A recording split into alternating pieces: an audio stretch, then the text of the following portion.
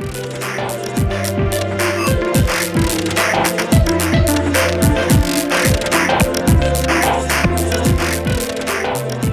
everybody, and welcome to CCCcast, where two corvids and a cat talk about music. And today, we actually have two corvids and a cat.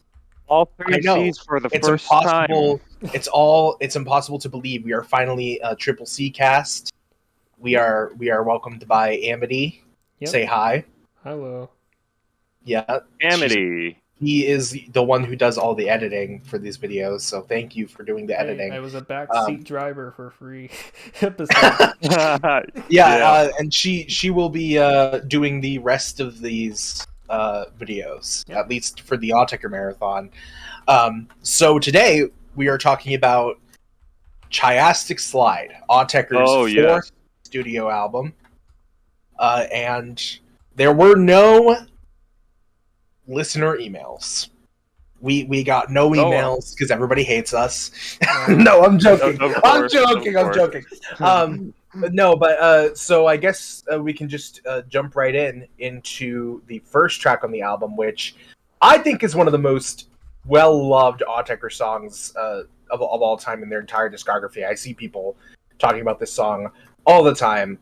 It's a popular one. I'm not going to pronounce it because I know if I pronounce it, people are going to get pissed off at me. So somebody else can pronounce it. I will pronounce this song, and I will piss everybody off. This is called Cipater, and that's my pronunciation. Okay, it's actually Cipater, but it's okay. You could also say Cipater. Anyway, there's 1,000 ways you can pronounce this song. Yeah, but this is one of the most beloved Autechre songs of all time, I think. And hit single, and I think it is warranted. I had an experience listening to this song, this past listen that I never really had before. You? Yeah. Oh no. I'm not this song I think properly fully clicked with me. I totally got into it. I guess this podcast has been helping me unlock a bunch of Autechre songs. Not all of them though, as we will see. But a bunch of them. I think that this song is one of immediately off the bat. I think from Try Repete we see the textural difference in this track. Of course, it starts with this weird fucking awesome glitch, and then it goes into this like really fucking cold and austere, harsh, glitchy texture compared to what we've had so far. Yeah, and then it goes into this fucking like bit crushed, low bit, fucking weird ass beat. This glitchy sort of beat, and it's fucking insane. Yep. It's so deeply textured, like there's just so much grime and just built up onto this beat. It's just so lovely. It is. It feels like literally filthy. I think best something way to note about this song is that once it comes in, I think it's very telling. Once you hear those textures, because it's like, oh, so this is going to be kind of the sound palette for the rest of the journey. It's going to be this really crushy, clanky, sort of like low bit kind of thing. Much more so than the other ones beforehand. Yeah, in my opinion, it does a very fantastic. While at least Amber and Incunabula's openers, and even Dale to an extent, felt like just kind of sort of introductory tracks. I think that this is the first intro track that Autechre's done where it feels like they are committed to making like this is an opener, but it's also like it's fully fledged own fucking song. I agree. that is going to introduce the sort of sound palette and world of the album perfectly, and I think it does. I think this track is Chiastic Slide, in my opinion, as we'll go on, is a very dark, in my opinion, a very dark and desolate and depressing album. And I don't think that this track is in particularly very depressing, at least compared to tracks later on, but it still feels incredibly dark. The first half of this track feels very, very dark, like probably the darkest and definitely the coldest track that they've done so far. Yeah, I would agree. And then you have along with that very textured but also very catchy beat, you got this really naughty sounding lurking bass line just kind of creeping up, and these really melancholic piano-like key sounds that just really fill out the atmosphere. Yeah, that fucking piano texture or whatever the fuck it is. I know it's not a piano, but like whatever it is one of my favorite early Autechre textures. I just called them icy keys. It evokes some sort of weird fucking emotion in my mind, and I adore it. I love it. I will say it's awesome. Vaguely Robot Arena 2-esque, but not as much as Dale. Oh my god. Every Autechre opener is just Robot Arena 2. Yeah. We figured it out. Cracked the code. Yeah, I think that the textures on this track are fucking immense. Immediately just completely blows literally everything before, besides like maybe Yolkwen, out of the water, in my opinion. And Autechre has some good has some good textures earlier on, but I think particularly this track is where I'm like, holy shit, like this is an entirely different band, in a good way. Absolutely. And like not that it's like an entirely different band, but it's like they have rehauled their sound. And tying into that, I'd like to comment on the structure of this track. This is. I'll let you go. This is one of the first instances where I think Autechre starts to switch up their structural sort of limits a little bit, because earlier Autechre is great, but the tracks kind of feel like, all right, we take one thing and then we kind of just slowly build on it, and then we maybe strip a few things back. This track has a full-on fucking beat switch on it. And it is such a good beat switch. Yeah, it's a fantastic one. Yeah, listening to the Autechre discography in order and coming finally to this beat switch is like a religious experience. And not just because enlightenment. I think that I love that the way that the track becomes almost warmer in a way. It becomes a lot more bittersweet. I think the track starts off in this really dark, desolate place, and then it becomes a lot more emotive and a lot more bittersweet than. Yeah, like I totally agree. Like, in that first half of the song, it's very cold, and you have all those cold, melancholic, eerie layers, and even like something that's like a hospital bed wheel, kind of like a weird, very very uncanny squeaky sound. Yeah, I think it sounds like a low bit, like a squeaky door opening or something. Yeah, I thought of a haunted gurney rolling down the hallway of a demon hospital, Yeah, I feel that. It also sounds a bit bird-like, because everything. Prepare. We're starting to get to the bird comparisons now. Amity's right. But like, right.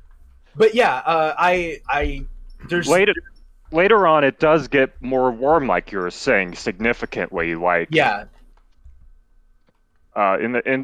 the second half of the track, like there's just this one synth that comes in that just washes over the whole thing and lifts up the entire mood of the song, but it's so great because it's placed in such a dark context already. Yeah. And it's still the track still feels cold and dark, but it feels like there's like a glimmer of hope within this dark, desolate area. For sure. Yeah, totally. And I also gotta shout out how good the bass is when that second half of the track with the warmer melody comes in. It does like this counterpoint with it that's really tasty. Mm-hmm. Yeah. Yeah. I also something about the song that did jump out to me on this listen. Uh-huh. There's these. I don't know why I never noticed these before. There's like these massive cavernous swells that just come in every now and then, and I picked up on those this time, and it completely reinforced this entire second half for me. Yeah, you never noticed those before? No, I didn't focus on them. I didn't know they existed. This happens all the fucking time, especially later on, where Autechre have like this very subtle one detail that completely recontextualizes the song. There's two songs that happened for me for that like completely opened up the song, and in one case the entire album. But we'll get there. But yeah, no, I feel that the fucking reverb, the washes of cold air or whatever the fuck it is. Yeah, just like these big, huge reverbed waves just rolling over you. Yeah, they're incredible, and they add so much to the song. Yeah, I love them. I also like how the bass line feels almost Christmassy, and like I know that it's like a week before Christmas, so it's kind of the perfect timing to be listening to this album. I mean, I've always felt that's right.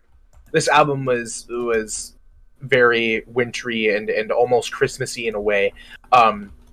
I've always gotten very, very wintry type of atmosphere from it too. Yeah. Yeah. Totally. There's one song in particular that gets specifically Christmassy, but we'll talk about that one. I think I know what track. Yeah. But I think that this song completely opened up for me. In a way that it revealed itself to me in a way that it really hadn't before now, and I'm glad for that. Yeah. All right. Does anyone have anything else to say? No. I like the little drippy synths kind of in the first half. There are like some little tiny subtle synths that are really nice, and I think that's about it. We did not talk about Cipater for literally 50 minutes this time. We've been memeing it this entire time. We've been memeing about how Cipater is going to be like 20 minutes. Dale was actually the one that was 20 minutes, but that's because I was talking about the whole album. That brings us to the second track, Rettic AC. Yeah. I take it that you like this song. A little bit, A little bit, just a tiny bit. Yeah, it's decent. It's decent. Yeah, just like Rodar. Or or stud, just decent.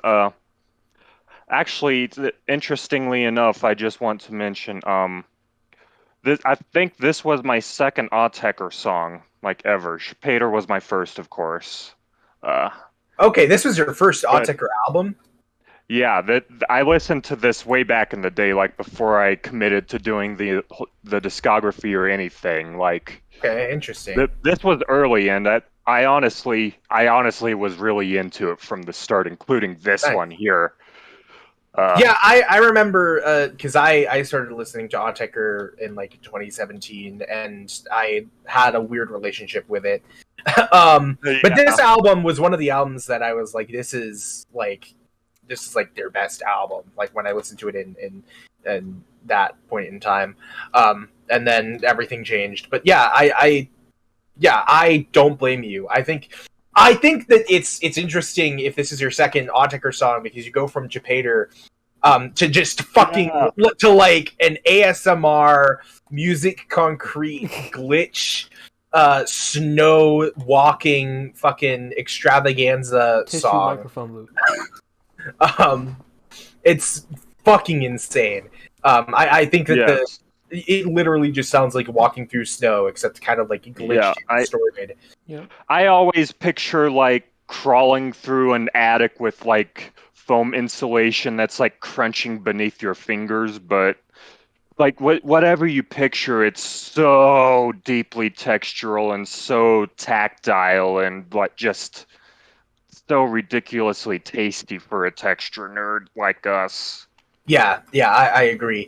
And it's sort of, and on top of that, you get this fucking like the darkest, like this like distant, horrifying like death synth in the distance that just kind of crawls and like seeps into the track and like invades it.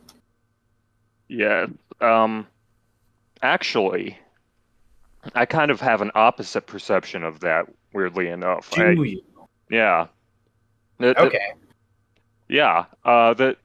What I picture with this track is like, you got the fucking insulation obstacle course crawl thing, through all the textures. And then for me, for whatever reason, I've always pictured it as like this space where it just opens up to the blue sky and there's just this little bit of sunlight and brightness just seeping in. And, it's not like a totally happy thing by any means. Like, I see why you would think it was really dark, but it has like this weird transcendent, I've finally found the passage type feeling to me. It's really weird. Okay, that's interesting. I feel the complete opposite. It's a super super dark, like depressing dark night sort of vibe to me. Interesting. That like complete opposite, yeah. But I think that that's just a testament to how Autechre is. But my main problem with the song is that it's just fucking 2 minutes. Yeah. Like I adore this song to pieces, obviously, and it's one of my favorite songs here. But it's so short that it always makes me want more. It barely exists. It goes right into the next song, so yeah. It doesn't have time to do anything. I like the big melodic chords that come in. I wish it would just do more after that. But I mean, it's cool. Yeah, that's fair. Yeah, that's fair. Yeah, it's probably like my favorite of their interlude type tracks so far, but I do also wish it was developed more. Yeah. Yeah. Especially since it's so unique. Yeah, like I get it because it is like basically a straight up just like glitch song, and it would be kind of strange to have it here. But I think it would also be a good indicator of where Autechre's going. And in my opinion, I think Yelquen is an even weirder track than this one. I wouldn't necessarily agree, but that's okay. That's fair. I don't agree with it, but whatever. I'll just be sad and alone. It was sad.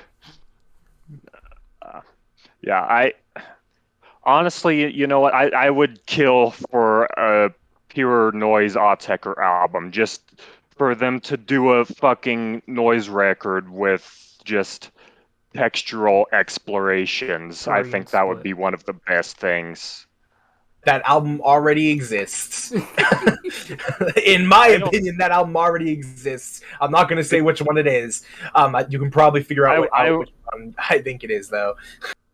I don't agree. I wish they would go further, but well, we'll get there. We'll get there. We'll talk about that when we fucking get there. Yeah. Yeah, it just hangs out. It has some little weird glitched matrix sounds for a second that are an extra neat little layer. And it's just there. It's cool. It's fucking awesome. It is fucking awesome. I heard someone say it was in a 1716 time sig once. It was a what? A what? I heard someone say this song is in a 1716 time signature. Oh. I don't know how they figured that valid since is, but I don't know. it's just kind of a repeating loop. I mean, it's possible. But Maybe. I don't know where the 16th notes would be. But, hey, if there is a way to tell that, maybe with the synths or something. Yeah, I think that this album also is Autechre doing weird time signatures a lot. Autechre kind of gets a rap for having like weird as fuck time signatures that are actually just kind of like weird as fuck rhythms in general. Yeah. Rather than they're just weird rhythms in 4/4. On this album, though, I think that they're definitely weird time signatures. Oh, certainly, we'll get there. Yeah, definitely. At least a couple of the songs. Yeah. Yeah. All right, so that, unless anybody else has anything they want to say, that brings us to Tewe. Tewe? Tewe. You're so fucking mean to me. Say Tewe. It's Tewe. What it's the fuck Tewe. is Tewe? It's Tewe. It's Tewe. Stop bullying. Oh my god. I think it's Tewe. Okay. I have all the fucking whack ass Autechre pronunciations. I don't think it's Tewe. I think Tewe is too obvious. I think it's Tewe. Okay. But this song also similar to.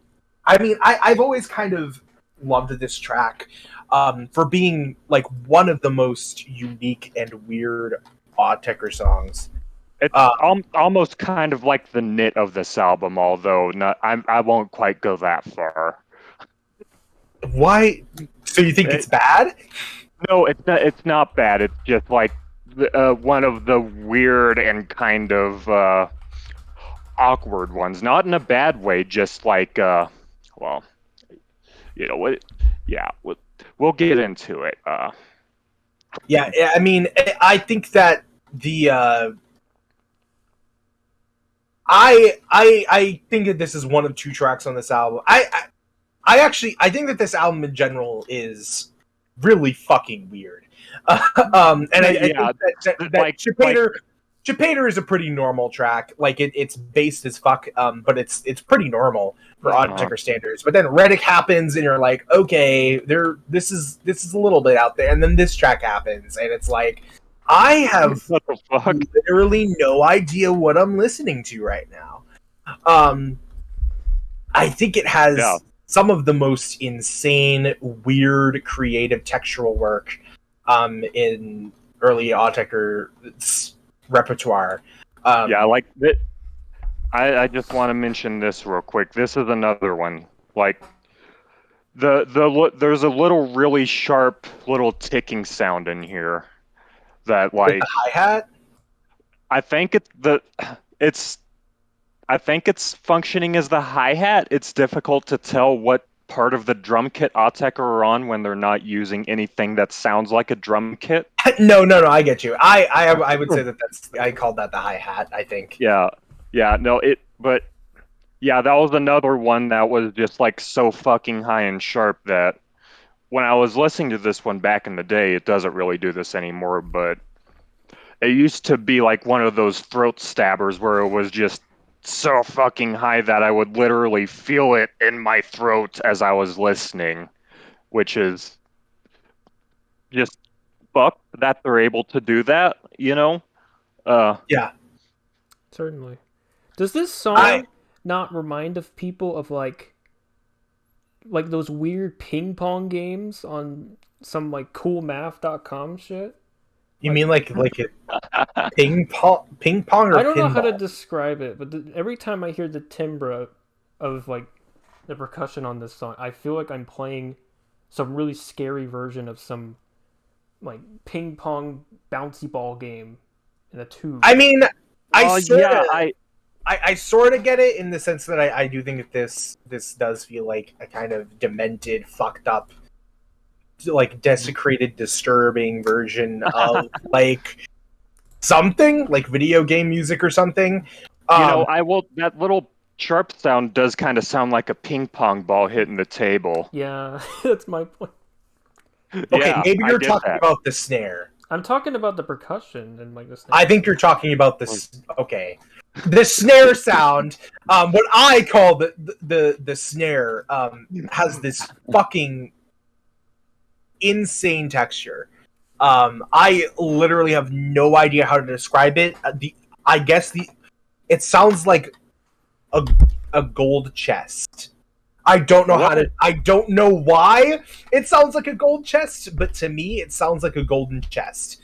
But like fucked up and like not normal and like very uncanny valley. I think of this track in general, it exists within the uncanny valley. Yeah, because like you have like this little plucky sound that's like just a little pant, pant, pant, and all these weirdly. That's the snare. Yeah, it's a thing, and then you just have like all these weird fluttery kind of lurking or not really shuffling, just lurking awkward dark rhythms that just create this really strange and kind of nervous and shy but also really disturbing in a way atmosphere. Yeah, I think this track is fucking demented. Yeah. I said that this track, along with another track much later on, is like Seafoam Islands music, Articuno Cave music. It feels very much like cave. Oh no. It feels very much like cave music to me. The other track is not just Articuno Cave music to me anymore, okay? So don't bully me over this. It's gonna be bird. But like I think that this it's like loading up your fucking Pokemon Fire Red or Red or whatever game and like going into Seafoam Islands and it's like everything is just like glitched and that like it's become like the normal path has just become this like intensely difficult avant-garde fucking impossible to navigate sort of pathway through the caves. And I fucking love it. I love this song. Yeah. I get that. It is definitely really fucking janky for sure. Yeah, and in the second half of the song, we get this death drone. This like really dark, fucked up drone that drives me insane in a good way. Are you talking about the one that comes in the second half when it settles into a groove? Yes. I call that the ghostly wailing hovers. The ghostly wailing hovers? Yeah. That's pretty accurate. I also love how the song settles into a fucking groove with a hi-hat where it just has like the hi-hat. Yeah, that's really nice. The track feels very fractured up until that point, and then it kind of feels complete, and even then it feels very skeletal and hollow and right, that's a good way to say it. And like unreal. Yeah. It sounds like fake music. First fake ever music. recorded instance of fake music. Except but like for Knit. Knit is still real music. It didn't commit. Knit That's the is problem. just- It didn't commit all the way. I'm sorry. I know that you think Knit is like not bad, but I'm sorry. It's still bad. Yeah, I love this song to pieces. I think it's one of the weirdest fucking songs Autechre's done in this earlier part of their discography, and even going into now, like I still find this song super alienating and weird, and like I can't really get a grasp on it. Even if I can with like some of the really later Autechre stuff, that's just kind of like abstract in a way that's like you can enter this specific headspace and get it. Like, I think that this track is like unattainable. I'd also like to mention, I'm Yeah. surprised, but the track ends with I was Sean's gonna bring cat. it up. Oh my god. Oh, Yeah. oh, I did it. I think it's Sean's cat. Yeah. Yeah, it Is ends it with a actually? cat. Yeah, it is actually his cat or a cat. Oh my god. It is a cat. Yeah, it's an actual cat sample. Oh my god, that's so fucking based. I didn't know. It doesn't even sound Yeah. like it, but it is. It does sound like it. I know the sound of a cat rubbing against a microphone, Okay. and it is that sound. Look, I in my notes I said it was liquidy purring metallic stuff. Yeah, it's literally a cat purring like into a microphone. So Yeah. I That's guess- really I guess the cool. I cat actually is didn't know that. okay, I'm gonna go on a gigantic rant. Oh no. Oh Um, god. Here we go. I think it's very telling that Sean recorded a cat, just a fucking cat, and puts it into the track, and then you perceive it as liquidy and metallic. That's just something to think about. I mean, Autechre, to be fair to me, Autechre did not just have a simple purring sample there. Like, it has all kinds of fucked up filters and effects on it. does it though? I don't think That's it does. what I heard. I think I mean, I don't think it does. oh god. We can't even agree which things have effects on them or It's a not. ghost cat. I think Amity's right. I think it's literally just a cat. Oh my But anyway, I think it's interesting. Regardless, I think even if it is a manipulated sample, I think it's interesting that you perceive it that way. I think it's interesting It how is definitely very obvious. I think it's cat. interesting and also telling of how we both perceive Autechre's music. That I perceive it as just an unfiltered cat sample, and you perceive it as a filtered cat sample. Yeah. What do you perceive it as, Amity? A kitty cat. Okay, you just think it's a normal cat. No, I think it's a ghostly cat, but it obviously Okay. has, stuff on it. You think it's you think it's a ghost. I'm That's based. I think that's fair. I think ghost cat is a fair interpretation. Yeah. Besides the little cat sample, which is very good, one of my favorite little details about this song that I really noticed my last listen is, well, there's also another little kind of glitch texture that bookends each side of the track, before the cat sample, of course. It's like this, like, when your computer gets stuck in a repeating loop and it's just repeating like one little clip of sound over and over again. It's like that kind of glitchy texture. Really fucking corrupted, harsh sound, and I think that it's really cool that they use that to bookend it because it kind of mirrors the way that the hi-hats and that really sharp little sound do like all this crazy rhythmic stuff, and they like speed in and out of infinity and go from being a rhythm to being a texture and back. And this is like one of the most obvious and biggest points where Autechre have done that particular kind of technique to this point so far, and it's just really cool, and I think the little bookends really mirror that aspect of it nicely. Like, really drawing attention to the advancement that's being made here. Yeah. And, I would also, this isn't just about this song in particular. We've already heard a little bit of this with Cipater, but there is a lot of much more interesting rhythmic stuff going on this album than there has been so far. Like, That is true. Yeah, for sure. yeah, like so many more odd, off-kilter, syncopated things and like weird subdivided tuplets and stuff. It still feels like very organic, though.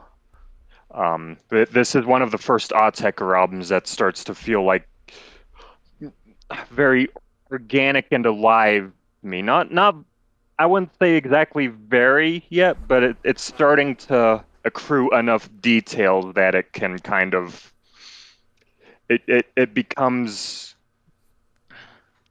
how do I describe this? Like, I think the album is about snow cryptids. oh yeah, I don't disagree.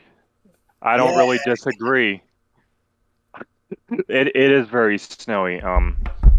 But yeah, this is where Autechre really starts to pack enough detail into their songs that it can really feel like mimicking the complexity and natural imperfections of nature in a way to me.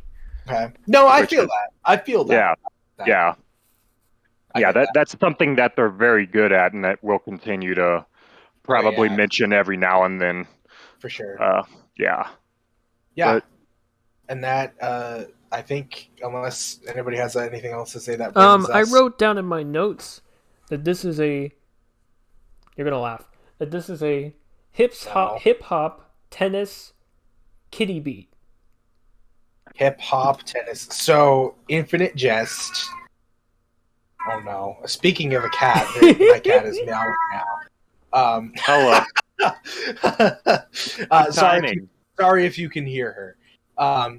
Infinite Jest combined with a cat and hip hop. That's wonderful. Don't forget it's dark and ghostly. I think this track does feel ghostly, though. I do agree with that. Yeah, I agree too. That's a good way to describe it. Yeah. All right, so that brings us to. Oh dear God! That brings us to Cichli. Oh no! Which, hey, remember when I said Yulquin was like the best whatever Autechre track? I should shut up. I should stop saying things that I know are going to inevitably be rendered false. LOL. I have always been a mega fucking stan of this song, and I will say that it doesn't hit me as hard as it used to. But I still think that this song is one of the most emotional Autechre songs of all time. Of their entire career. Not wrong. And I just want to emphasize, because I've been talking a lot about of their early parts, but I do want to emphasize that this is straight up one of Autechre's most emotional songs, in my opinion. And I think it's funny that it starts off with this fucking whack ass, bit crushed, low bit fucking beat in 719 or whatever. I know that that's not an actual time signature, but you know what I mean? In this fucking whack ass time signature. Yeah, this is genuinely a weird time signature too. It's not just weird 4/4. This one is actually an odd time signature. There's no way this is 4/4. That just fucking it's very wacky. It feels kind of circular and flowing to me, it's rolling over itself almost. Yeah. I think the weird timing signature helps to make it feel like you said. Yeah. And it also, I fucking love the beat on this track. It feels, but it does immediately feel very sweet and saccharine. Yeah.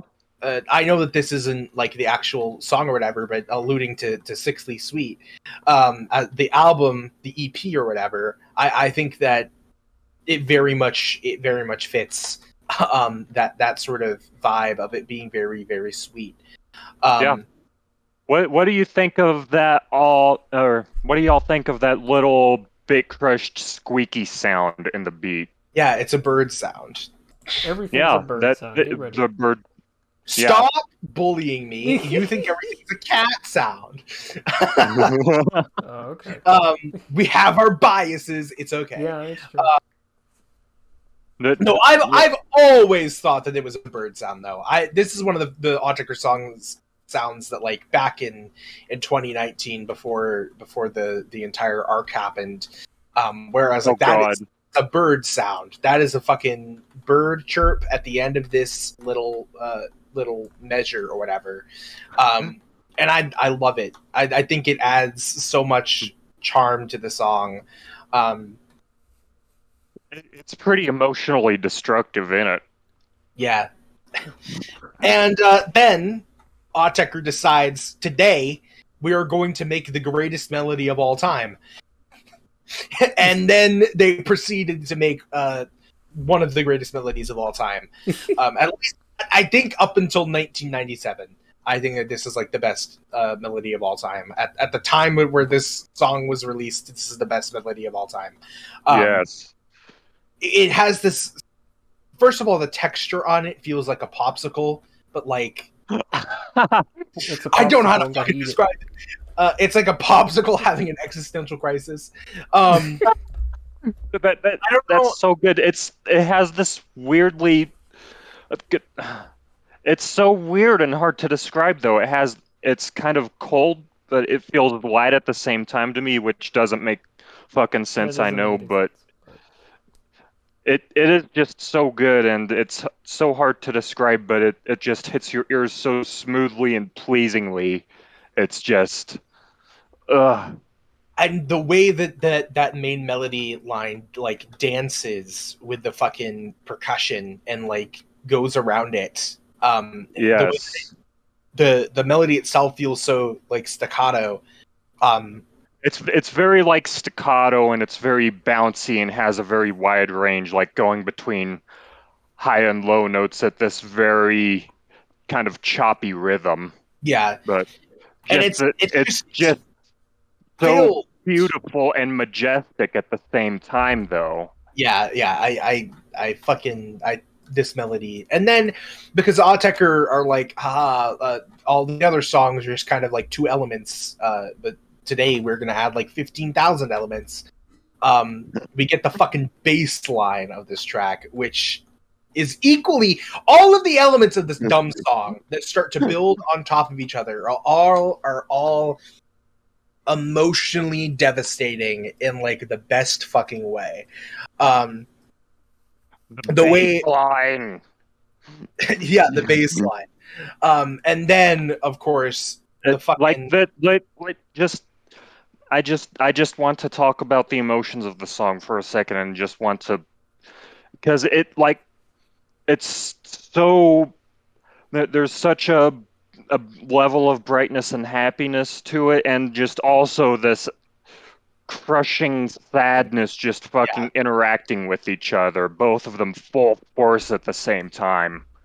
It goes beyond just usual bittersweetness into some other thing. It is literally sickly sweet. It is like so unbelievably like, I mean, like everything, not everything is super like sweet and whatever inside of the track, but like it feels like it is just like overloading and it's like too much. And of course, I was also thinking the same thing, where it goes beyond just being a bittersweet track and like ascends into being a fucking like just fucking like the saddest thing you've ever heard, but also that is also like just a tiny bit of that is also like super sweet at the same time. It's like taking both of the ends of the emotions and stretching them as far as you possibly can. And that's so good. Especially exemplified, in my opinion, by the strings. We have more MIDI strings this time. Yeah, but like Letterel, I think that they are emotionally devastating.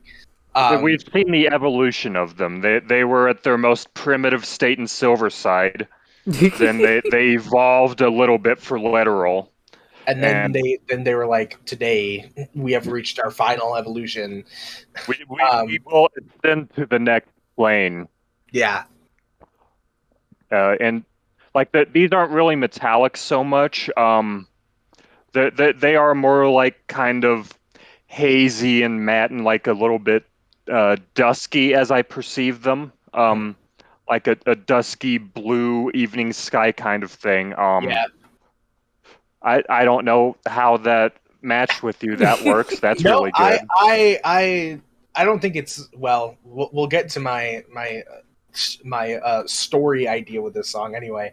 But You ruined my perception of the song with that story. I can't get it out of my head now. Get owned. But I think that the fucking this fucking song. It has my favorite element of the song though is this synth haze that comes in. I think it comes in before the bass line and the it comes in real early. But it sounds like just like liquid. It sounds liquidy and like twinkly and like super pretty. Yes. Oh god, But I'm it's losing like, my shit over here. It's exactly like you said. It's liquidy, glassy, twinkly goodness. and it's just, but it's like painful, in like the best way. Painful ass melody it's playing. That's true. And then of course we have the whistle. The whistle. Which I have. This fucking dumbass whistle is this one element. I mean, like, the song is already just fucking depressing as hell, right? It's already like super fucking sad, in my opinion. Yeah. Overbearingly sad. And then Autechre decides to add this one fucking dumbass, like, off key whistling. Off key, it's just a little bit dissonant. Yeah, just a little bit. It's really important for the atmosphere of it, though. It just turns the song into the saddest fucking thing of all time. I fucking... It is just fucking unbelievable. There's nothing like this that we've seen up to this point. Really, they didn't do anything that was quite the exact same as this after, although they have invented other ways to own people. I think there are some songs that occupy a similar emotional space with this song, but it's the specific way that this song exists, I think, and how unique it is. The way that the song builds up all of these layers and they all just fucking like dance around each other, and then Autechre just kind of like cuts out the drums. Yeah. And it just becomes, for the last like 2 minutes, this like fucking oppressive cloud haze of darkness and sadness. And it's just like, what the heck? Why'd you do that to me, Autechre? Why would you do this to me? Oh, just all of those synths getting you at the same time. Yeah. That's so good. While we're talking about the outro, one thing that I only think I noticed this on my most recent listen for some reason. Like this is a thing that I should have really zoned in on and like super noticed immediately about this song, but right at the end, there's like one of the layers gets like really phasered, and it starts cutting in and out with. I was gonna say that. Okay. Of course, I have to mention the phasers. I'm sorry. It's mandatory. I'm sorry. Yeah. But it just creates such this fucking crazy atmosphere, like string loop manufactured during downpour type vibe, type beat. Just a little bit of that right at the end of the song, and it's so unfair that they put that there. I hate it. I hate it so much. It's too good. Where is this? I never noticed this before. It's subtle, but it's just like at the very last tailing end of the outro. The very end. Yeah, or like at least the last 30 seconds or so. Which element, to be clear, are you talking about, so that we're on the same page? I think it's the strings It is the strings that are doing it. Yeah. They cut in and out at the very end. I did not notice that until this listen either. Yeah, that I don't know how that escaped my attention for so long, but it elevates my opinion of the song a little bit after I've already heard it God knows how many times and already died to it God knows how many times. Yeah, I think that this song is just an absolute masterpiece. Along So with good. Quen, like perfection. Yeah. Perfection, like as perfect as Autechre gets in this early period. Yeah. And in general, honestly, I mean, there's tracks that I like more, but it's among the council of tracks that I think is just like fucking insane. I perceive this song as here we go. Yes. Where'd I put it? I think it's like dying in like the middle of a snowstorm or like something, as like, or like it's just like light snow. It's not a snowstorm, it's light snow, as like Christmas Eve turns into Christmas and you're like by this like lake that's just like and you can just see the reflection of like the trees and the water, and like you can just like feel the entire forest mourning you as you die. It's fucked up. I think it's fucked up. Fucked up song. Yeah, I got ruined by an earlier version that was like someone whistling for a lost pet in a snowstorm on Christmas Day. Yeah, there's also that too. I can't help but picture it like that, and it's so stupid and ownage. It is fucking sad. Yeah. I would also like to mention, just as one last little detail, in the later part of the song, there's this weird metal circle type noise, like circulating and spinning. It doesn't really emotionally destroy me, but it is a nice little piece of texture that gets added in. I think I called those the garbled wisp. Yeah, there's also like this almost kind of like a voice sampler, just weird corrupted sound that goes with it. Really subtle and really fucked up and weird. Like we're really getting into the realms of truly abstract stuff now, for sure. Yeah.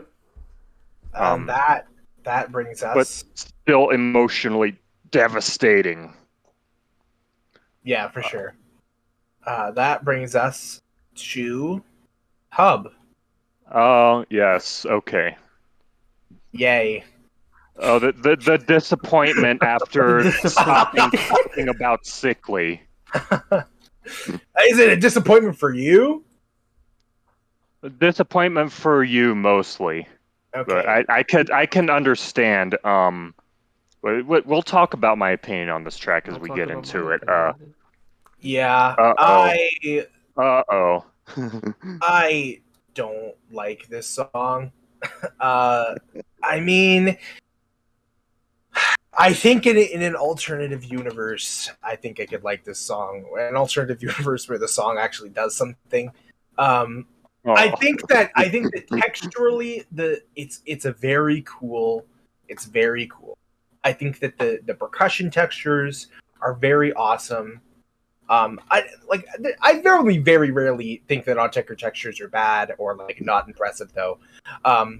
Especially once we've gotten past this early stuff, like from here on out, it's just gonna be constant impressiveness. Yeah, you know. And this track also has a fucking whistle in it too, like an off-key, weird whistling sort of sound in it. I think I know what you're talking about, kind of. And it also has this like plucky bass line, it's like 7 minutes long. Okay. It's like 7.5 minutes long, and it does like nothing. I tried very, very, very hard to listen for like any sort of subtle differences, subtle evolution in the sounds, in the fucking anything. But there's like nothing. And maybe I'm just not fit for this song. But there is. I do want to say the outro of this song is sick as hell. I think they should have made the entire song like the outro to this song. Where like just the noise wall? Yeah, the not the noise. It's not a noise wall, but like the glitch-tastica that occurs. But yep. I'm not a fan. It isn't really noisy as much as it's glitchy later on. This is definitely the knit of the album, except I think might actually be worse than knit. Wow. Okay. Oh wow. Wow. Uh-oh. And it doesn't help that it comes after Cichli too, which I'm sure that's not helping matters at the end. But yeah. Sorry, Hub fans. No, you know what? I have to admit it. I'm gonna read directly from my notes here. Read. No, I stand this TBH. Fuck everything. I am a Hub stan. I like this song, and I'm tired of pretending like I don't. I'm also now a Hub fan. It grew on me. What? I'm sorry. You're a fucking Hub stan too? Yes, it grew on me. What the fuck? Okay, you two are gonna have to explain this to me. You are going to have to explain this bitch to me. Oh. Okay. I mean, first off, I think the percussion is cool. Like, you got all the weird metallic noises, machine winding up and down like wheel noise. That's cool and weird. Wheel. Yeah, I like it. There's like some kind of weird welding noise. Yeah. That has like sparks coming off of it, and all like kind of reversing into the soundscape. It sounds like. Mm-hmm. And there was it's something really I cool noticed too. Before this low lead comes in, there's also this like really background. I don't think it's like a cello, but if you told me it was a cello or a cello, it's cello. Yeah, it totally sounds like cello to me. Then maybe I would believe you, because it sounds so much like that, but like in this soundscape. Yeah, like that. Throughout the song, we have a bunch of different layers of what feels like kind of one instrument to me. It's a cello or just like some kind of plucked string sound that's very similar. Yeah. But I think this is like one of the main keys to this song for me, really, because like for whatever reason, just the melody that's played by, well, there are like a couple different melodies, I think, but yeah, but just the what this instrument does is it creates such this deep, rich, mysterious atmosphere to me. But it goes on for 7.5 minutes and doesn't do anything. If the song was like 2 minutes, I think Rettic and this song should change the track lengths, and I wouldn't have a single problem. I'd be like, wow, that's a fine interlude that has like weird percussion and like this little, it's just a good interlude. I'd be like, this is a fine intro, but it's 7.5 minutes. Where does it go? What does it do? You didn't even give me a chance to talk about what it did. Yeah, I'm trying to comment as we speak. It's okay. We will get through this. We'll get through this together. We're gonna die on Hub Mountain. Oh my god, you two are, and I'm gonna be alive and perfectly fine from not having to die on that mountain. No, Anyways, eventually after like the cello, there's like this other. How do I imitate this? Do do do do do kind of melody, and it Yeah, just the kind bass of line. slowly bass line. plots along. that's one of my absolute favorite parts. Oh my god, that's what fucking owns me. Yeah. It's just really one of those Autechre melodies that hits a weird, mysterious, deep part of me. I mean, I respect your opinion, but Thank you. That's all I want, really. Okay. I think it's whatever. It's a mediocre.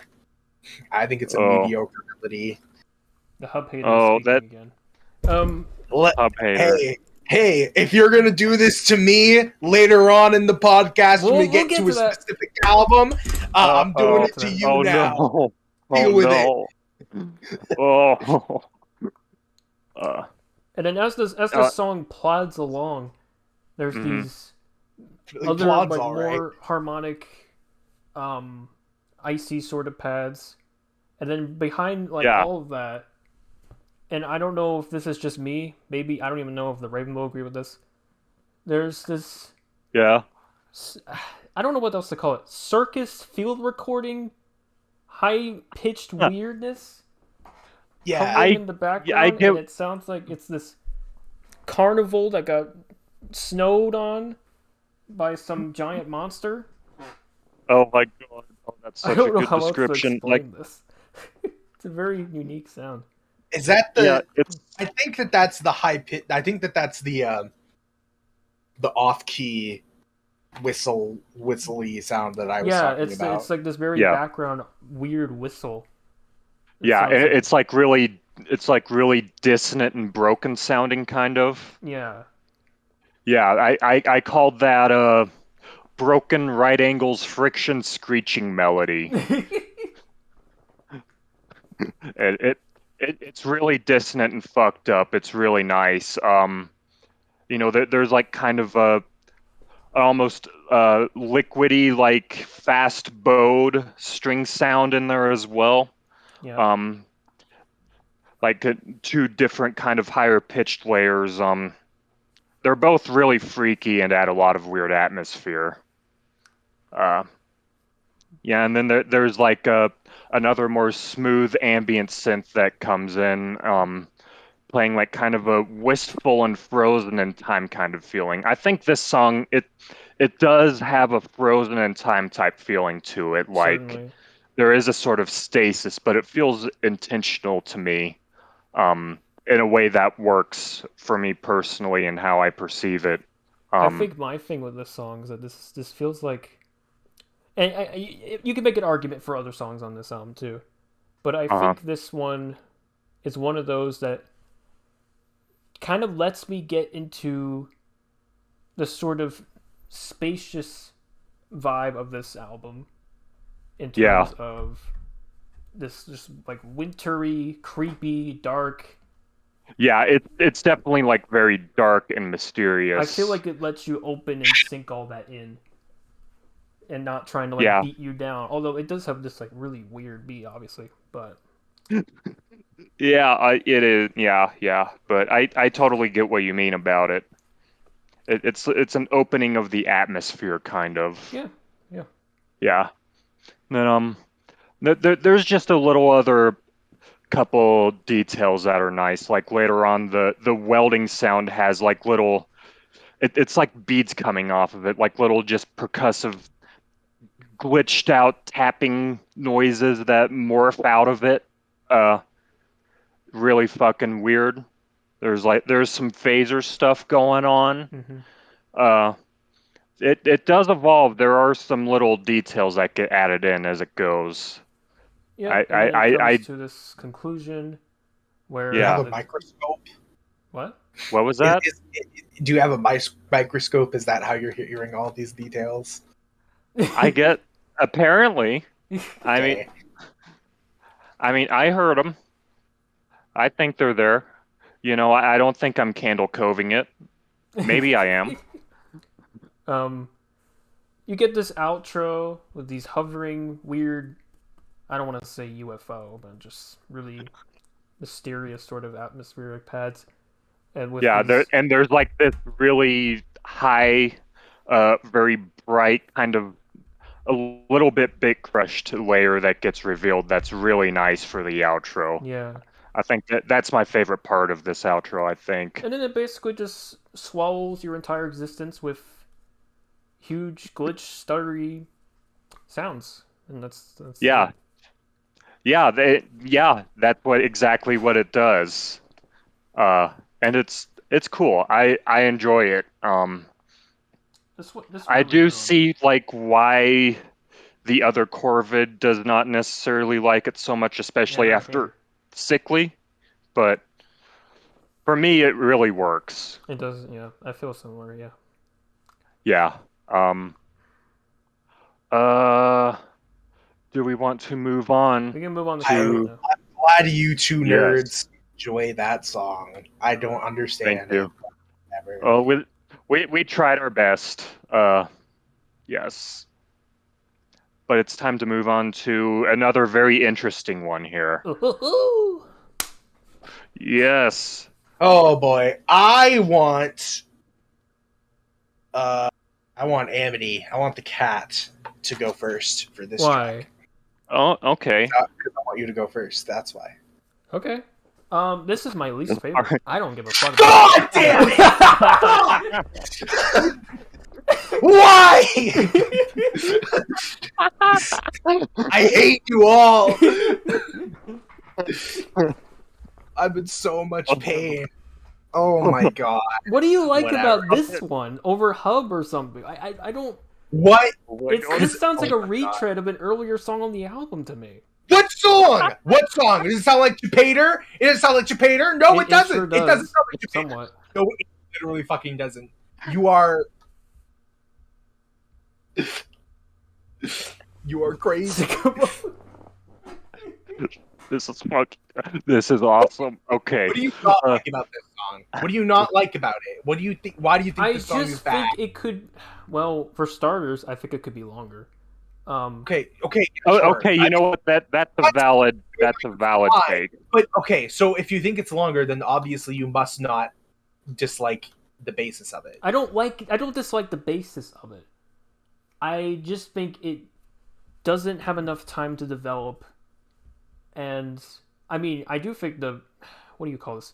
The horse trotting sample thing, percussion is really the god tier best sample of all time. Not really, but like almost. What about it? Oh, God. What about it, huh? I'm saying I think that's a cool texture. Okay, good. That's a valid take. That's the correct. You were going to diss it, and I was ready to. I wasn't going to diss that. My biggest criticism, I just think it doesn't need to be here. I don't really think it has much. But okay, so that's how I feel about Hub. I feel like it's inverse. You have like opposite feels on these. No, except I think that Hub should be like non-existent, and this song should be like 10 minutes long. No, I don't actually. I think for once, I don't think this song should be longer. I think it could be like a bit longer. But I think it's brevity. It being such a short song, amplifies it. I think it amplifies it and makes it great. I can't believe I hate this. You're so mean to me. I was hoping that when you said Hub clicked, that this song would have also clicked. I think that the horse galloping on a conveyor belt sample is one of the weirdest. It's literally the second weirdest, actually probably the weirdest thing on this entire fucking album for me. Sounds nothing like anything else on the track. I don't know what you're talking about. And atmospherically, this is the one song on the album that I think actually feels like not oppressively sad and depressing. I actually think this song feels a bit uplifting. interesting. I think the synths and the of course we have the bass line which feels a bit dark, but then when the kind of twinkly music box sort of melody comes in, it feels very uplifting and like triumphant and like real, um, real music, and Oh my god! I actually As opposed to fake music. I might have teared up to this song when I listened to it last. Oh my god! What? Nerd alert! Okay. Nerd alert! so Nerd detected.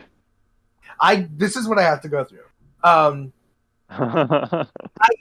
Okay, we love you. It's fucking beautiful. I think it's similar to Cichli in the contrast between the fucking whack ass drums and like it being beautiful, but unlike Cichli, which is just like oppressively sad, this song feels a bit uplifting and like properly bittersweet. Interesting. That's definitely a way you could describe it. I definitely like see a little bit of that. Yeah, we'll get into that in a moment. Right now I just want to focus on the stupid horse sample. The stupid horse by 100 Gex. Yeah, it samples that song. No. No, the percussion of this song is just built around this fucked up. It's like a cartoon fight sound effect of a guy falling off of a horse onto a conveyor belt over and over again. And it's just all bathed in this fucking like it's been out in the fucking alley behind an abandoned factory for 10 years, and it has all this spilled oil slick congealing and built up on it, and all these crumpled leaves and debris that's blown over onto it, just fucking caked on. It's really nasty in a really delicious way. It's like one of my favorite textures, honestly. That's cool. Yeah. Oh, mean. No. It is a little bit similar to some of the other sounds that we've heard on here, especially percussion-wise, but I think it's like a more exaggerated and extreme version of it. That's fair. Yeah. I actually get like a lot of really very different type of atmospheres from all the synth layers, like, you know, the main, I guess, what we would be calling the bass line, like it feels a little bit dark and ambivalent, like there's a sort of darkness to it. Yeah, I agree with that. But then, you know, you have the more sparkly, twinkly sound that comes in, and it's just really, really fucking beautiful. That definitely does add a lot of light to the track. It's one of the prettiest sounds. You are not totally crazy, no. No, totally crazy. Totally I'm not crazy. totally crazy. I am the totally crazy one. I am. That's my title. Then even on top of that, you have like this really slowly creeping in, dusky, dark kind of synth going over on the other side of the stereo field, and you have like this really ambivalent, unsure feeling one that's kind of ambiguous, and you're not really sure which end of the emotional spectrum it's towards. It's a very complex song for me. Based. But, yeah.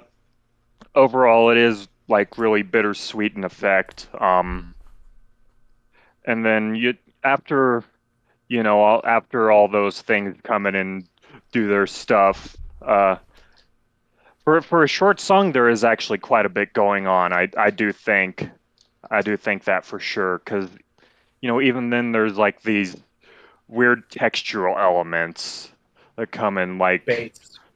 like this weird kind of hard plastic type sound. Like it's like I almost thought it was ice at first, like ice clinking around in a glass or something, but it's really quite plasticky. I think it just sounds like galloping, except like filtered through many filters. Oh, yeah, it's probably like a galloping noise. That's true. But really fucked up. Then there's also this really bassy, gritty kind of kick sound that comes in later.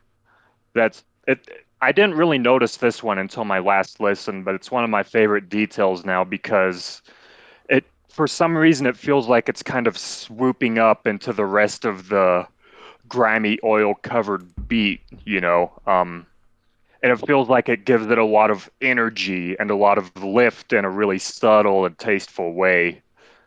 That's really cool. And then, yeah, that you got all those elements, and then you got you got an outro with just the synth layers by themselves, as usual for Autechre. Well, that not every outro is like that, but and then one little thing that I would like to mention extra for this track, that's one of my favorites. It ends with a little bit of vinyl crackle, which Yeah, is, I noticed that. yeah, I don't know how much they actually use that sound. That it might be the only place in the discography, but I don't really know. Actually, no, it's probably not, but they don't use it too much, and this is one of the more unusual occurrences. And it's cool. It's cool. It does a lot for its short run time. Although I wouldn't mind if it were a bit longer either, to be fair. Okay. Yeah. I do like it though. And that I'm sad that Amity thinks this You song had a lot is to say bad. about this short ass song. Radia did. Yeah, The Raven did, because the Raven is It's okay. crazy. yeah, I'm the totally crazy one here. That brings us to Recury. Oh yes. Oh yes. boy, Recury. This is an interesting one. Yeah, for sure. So should I just go ahead and start us off here? Yeah, go ahead. Yeah, so I'm not first. oh my god. Uh-oh. Yeah, so basically the whole song is built around this it's a banger of a hip hop beat. It's fucking groovy. Like built around this hip hop beat with like this very crystalline texture to it as well, and lots of reverb space. I call this giant wash an avalanche loop. Yeah, that's exactly what it is. It's like it's just an avalanche. Yep. I think about like a warehouse area with one of the loading bay doors open and just all the snow coming in. Yeah, that's a good interpretation. Yeah, and we have that at first. It's very like entrancing, good piece of textural work. And we have this little wobbly thing in there doing like a little woo woo woo woo woo type rhythm. With that's foreshadowing. This sound foreshadows something. We'll get to that. What are you talking? What woo woo woo woo woo? There's a little one that's going from the very beginning of the song. I'm not talking about that one yet, but there's a little sound that starts from the very beginning of the track that kind of foreshadows it. Yeah, that kind of is one. It's subtle though. It's subtle. Yeah, and you have that hip hop warehouse snow avalanche type beat. Then you have like kind of an eerie yet reserved melody that comes in. It's nice. Not really the thing that owns me the most about the track, but it's nice and really adds to the atmosphere a good amount, I think. And yeah, do you want to start talking about like probably the detail, the thing about this track? So I stand this track and then I unstand this track. Okay. And I have come back to the side of I don't think I quite stand this track to the extent that I did in the past, because at one point in time Chiastic was like my favorite Autechre album. Yeah. But I like it a lot more now. And That's good. That's a good. lot of that is because of this detail. I always viewed it as a clown. And I think that fucked me over. I stopped viewing it as a clown because I was like, I can't listen to the song anymore because it's just Ronald McDonald dancing towards you, and then murdering you. I don't know what it is anymore. I literally just like I can't. I don't fucking know what it is. It's a weird wobbly thing. Like it was like with that first one from the beginning of the song. It's just like another woo woo woo woo woo. You know. No, I think it's it sounds sort of it's like fucking... it sounds sort of like a vocal sample to me, but then like there's also like an actual vocal sample that comes after it. Like I don't know how to describe it, and it sounds like this. Somebody's literally saying Recury, like Recury, in like two syllables or something like that. That's what it sounds like to me, at least. I actually didn't notice that, but maybe. Yeah, like after the fucking the giggling of death. Yeah. There's a little like Recury thing that comes after it. Yeah. I do kind of like to think of that as being a little bit Gamzee-esque, just to add like a little bit of a horribleness to my experience, Gamzee from Homestuck, by the way, everybody. Gamzee from Homestuck, yeah. Gamzee that is now in an ice. I'm sorry, this is the Nerd Void. You have really entered the shit now. We are Homestuck fans. Yeah, my Gamzee song is a song that we'll get to later. Yeah. I used to view it as like clown-like, but I don't anymore. I don't know what I view it as, but I the way that the song has this thing slow, like in the back of the track, and then it slowly like consumes everything in just this gigantic reverb wash of fucking death.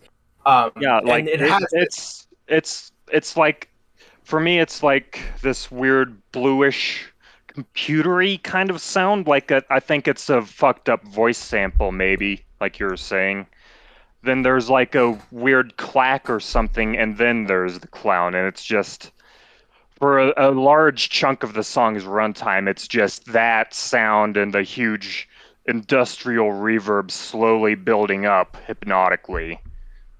It's an incredibly repetitive song, not in a diss way, but just like in a general way, where it is just based around one hip hop loop. But it's a constant build of this like gigantic background noise that just fucking absorbs the entire track. Mm-hmm. And there comes a point where it adds in this like one hazy like darkness, doom haze synth on top of it at like 6 minutes and like 40-ish seconds. I wrote down the timestamp. Like, is it like the one that's kind of like a foghorn almost? Yeah. It's like a foghorn of doom. Yeah, it's really good. I love the way that this song builds up. Yeah, it's good. It's kind of like the opposite of a usual Autechre texture, because it's like, or a usual Autechre structure at this point, because instead of introducing a lot of elements and then riding out with them like they usually do, it's introducing only a few elements and then minimalistically building with those until eventually you get some more introduced later on. Yeah. So it's kind of inverted. It feels like to me. It feels like kind of like the platonic I don't know if I like this more than every tri-rep track. I might, but it feels Valid sort if of you like do. the platonic ideal of like a tri-rep track. I feel like it Interesting. in the structural sense, not in the textural sense or the atmospheric sense, feels like it would kind of fit in with that sort of track. It leads me to believe that this is one of the first tracks that they made for the album. But Not sure I totally agree but that's fine. I respect it. whatever. I love this song. I think it's awesome. I'm glad that it fucking reclicked with me after it not. I'm glad you Yeah, no longer are a hater. That's good. Are you a hater? Are you a hater now, Amity? No, I love this song. I wrote in my notes Good. about this wailing siren that comes in, and I described That might it be the as fog. what? That might be the foghorn thing that I was talking about. I swear it's a different thing. I described it as a wailing no. siren that sends out signals that some sneaky and haunting creature is out for blood in the icy depths. Yeah, I know what you're talking about. I know what you're talking about. Yeah, I think I do maybe. Maybe there's like a couple different There's synths, a I think. couple. Is it one of the sounds that lasts after the clown murders you, Yes. or whatever it is? Yeah. Okay. Yeah. I know Yeah. what you're talking about. Yeah.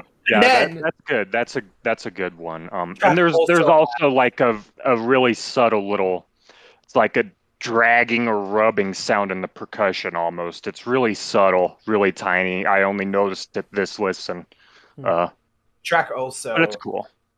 ends with one of the coolest outros Autechre's done, where it basically just has this little noise wall that just like fades in.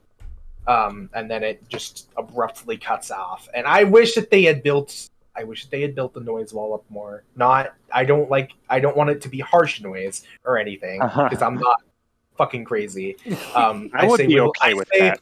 I say with love to harsh noise fans like Aradia. Yeah, but it's not my thing. But I think that the texture here, I think the sort of the way that it comes in is fantastic. Yeah, the outro is one of my favorites, both because of that nice noise wall. It's got this really deep layer and these high little jittery grains. Really tasty for a noise nerd.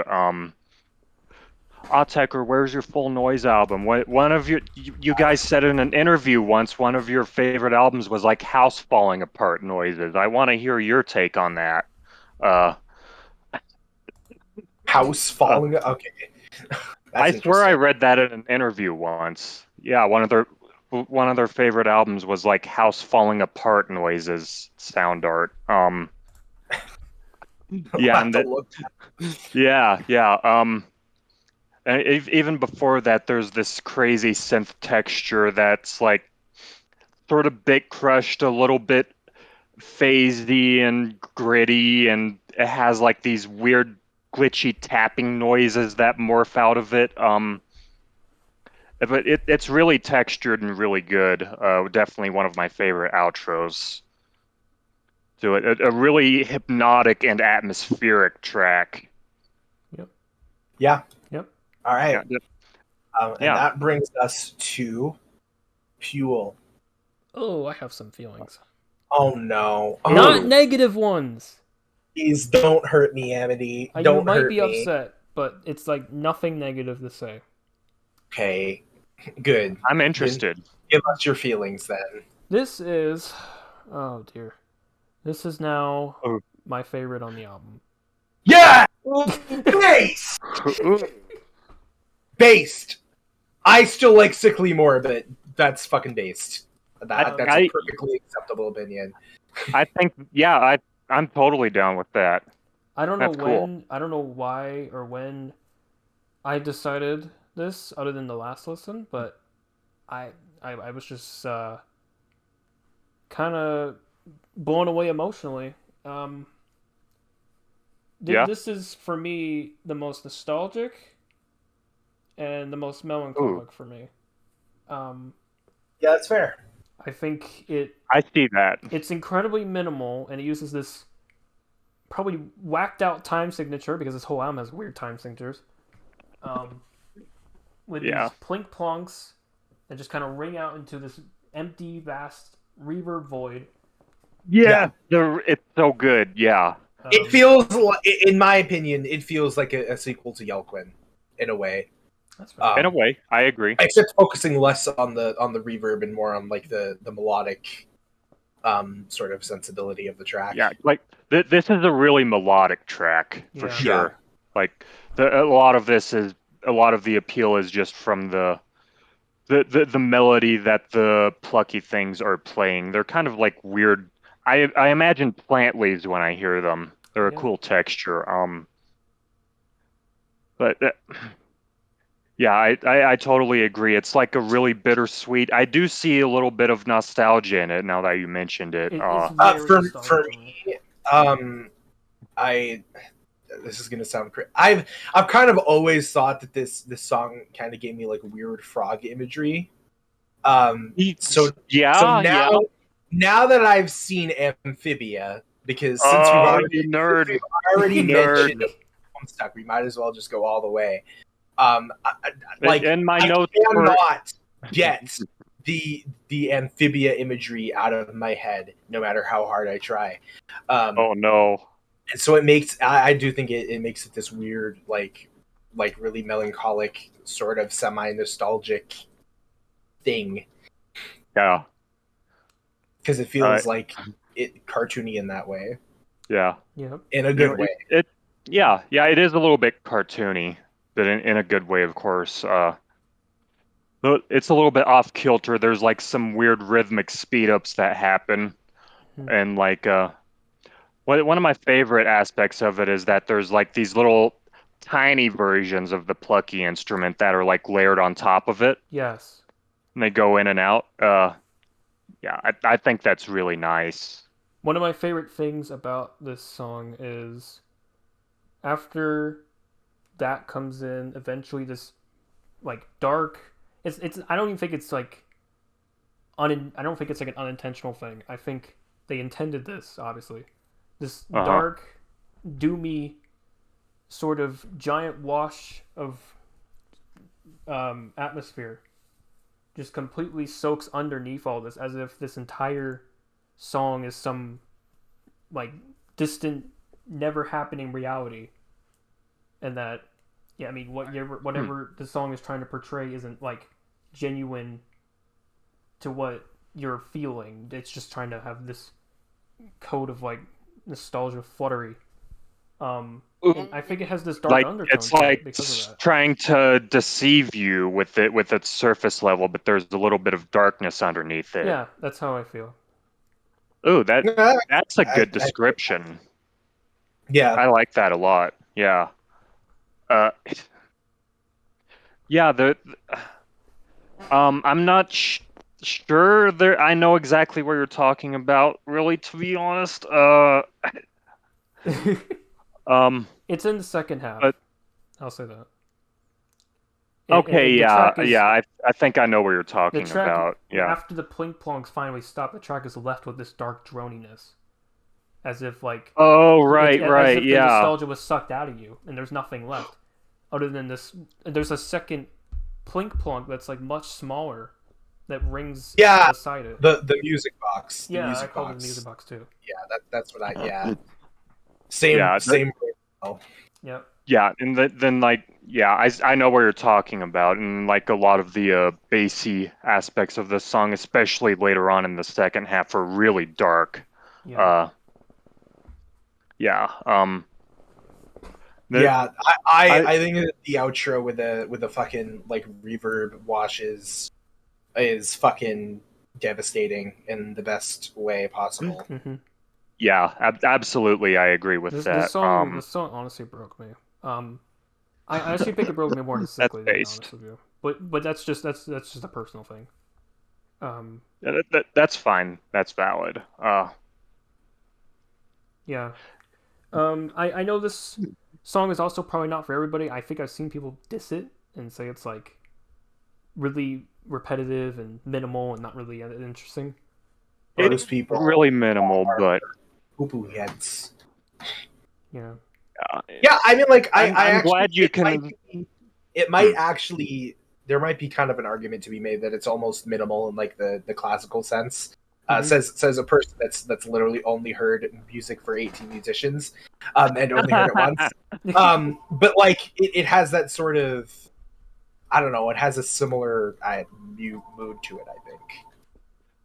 It's a hypnotic repetitiveness that it really focuses in on. Yeah. Although there is like some evolution that it goes through. Like there's another layer of like a bloopy plucky synth that kind of feels like it's clipping out of the sound space a bit sometimes, and like buzzing with a little bit of noise. No, there's like some little higher pitch details like coming. There's a really vibrato-y thing that's almost kind of liquidy, and then there's like towards the end there are also like well, I'll talk about this one texture, but there's this really thin little shimmery translucent kind of thing that comes in Are towards the end you that's really talking nice about? to me. Are you talking about the like background kind of? I don't think it's chirps, but they're like really crunchy. They're chirps. They're chirps. It comes in at around the same time. It's like it's like a shimmery curtain type of sound to me. And then you got these sounds. The I described them at first as a purr. Oh, as yeah, they that come sound. in. Yeah, I was talking about that sound. Yeah. But they could also be weird kinds of chirps or frog You could call them noises. chirps or purrs. I don't know which to call No, them. I see this. It's all animals. It's all animals. All Autechre music comes down to animal noises. Yeah. This is my more or thesis, less. More or doctor. less. No, I think that they're like frog sounds to me, or like I guess they could be like bird sounds. That's fair. But like bassy sounds. Yeah. I do kind of view them as like they start off kind of more purr-ish, and then they start to get really deconstructed later on and turn into like frogs.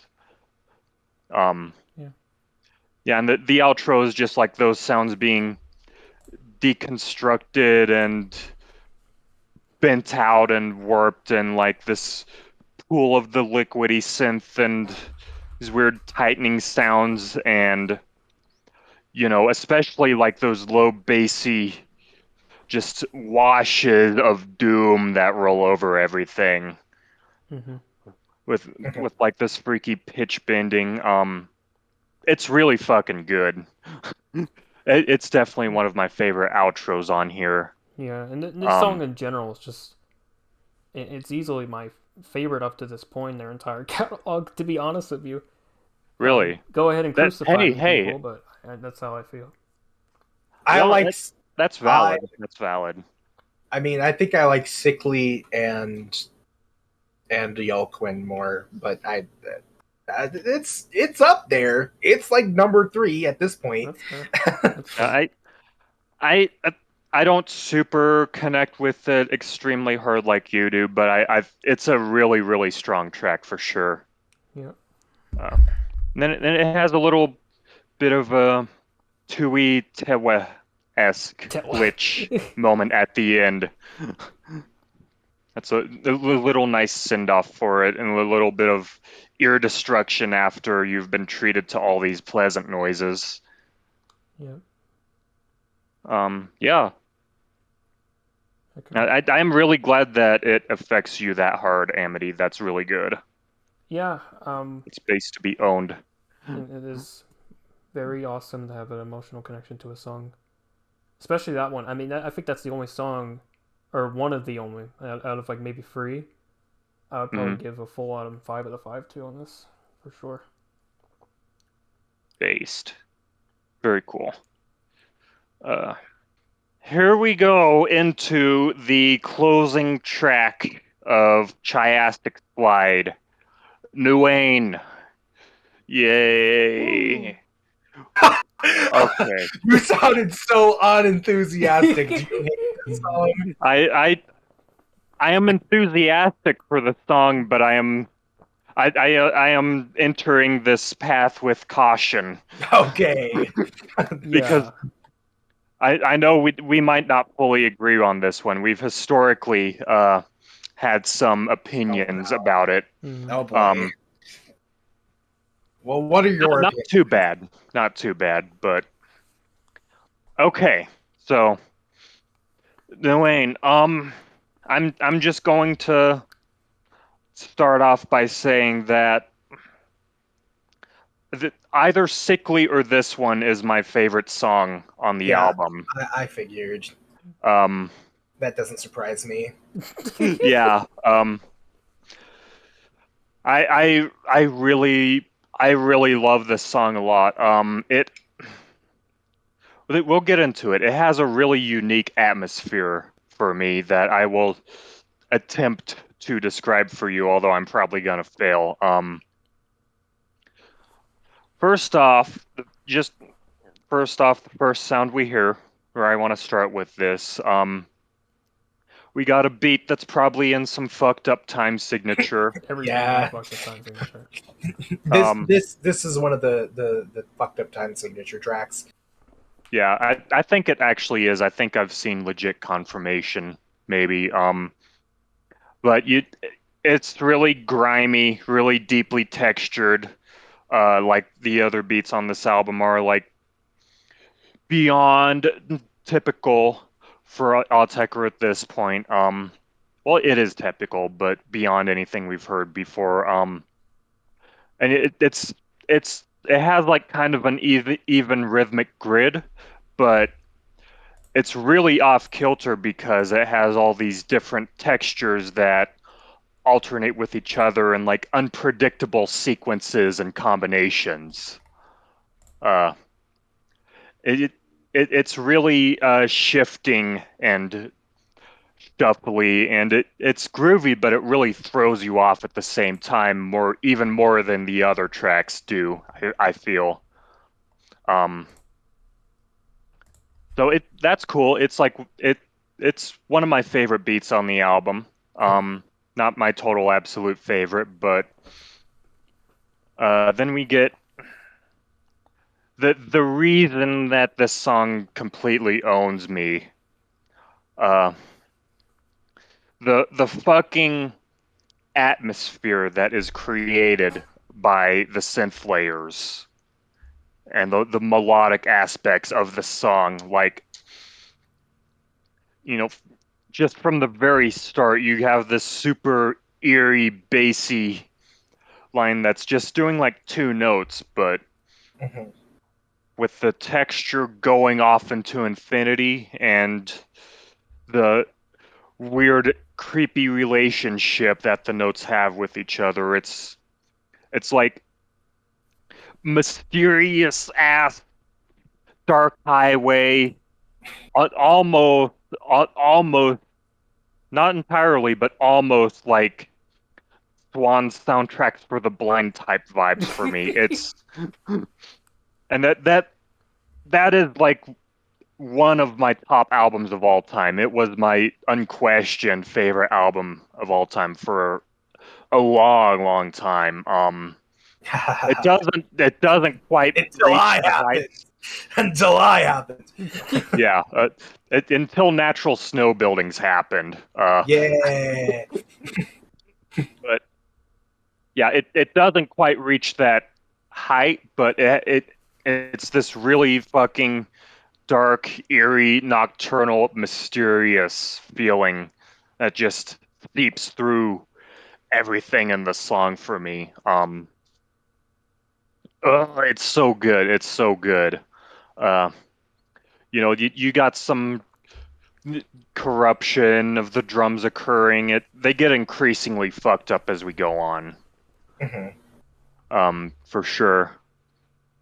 And then we have my favorite texture in the song, Oh no. which is the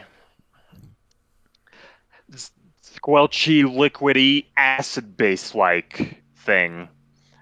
it just comes in and washes over the whole song, and it goes off into infinity.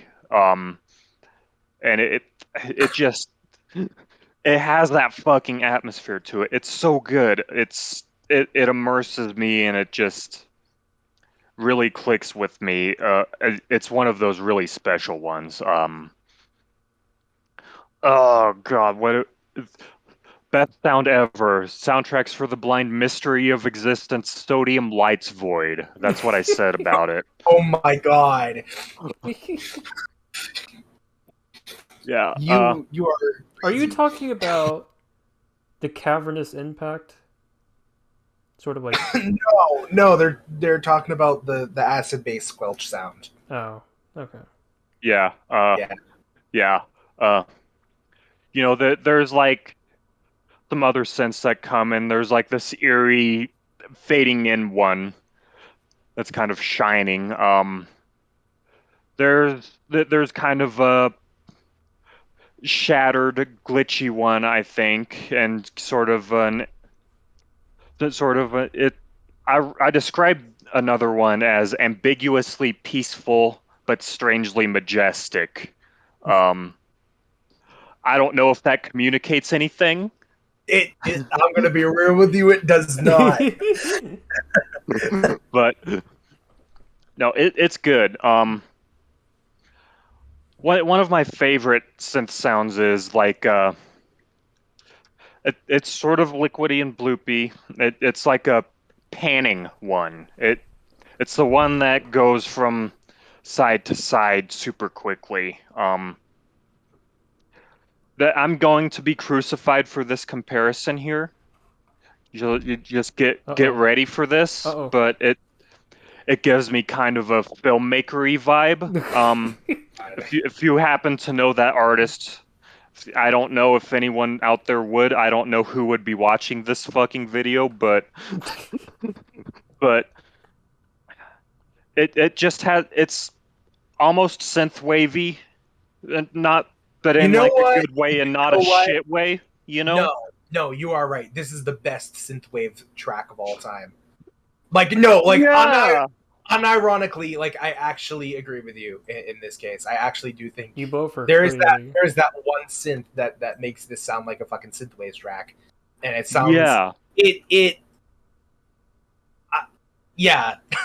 It's like the one good synthwave song, in my opinion.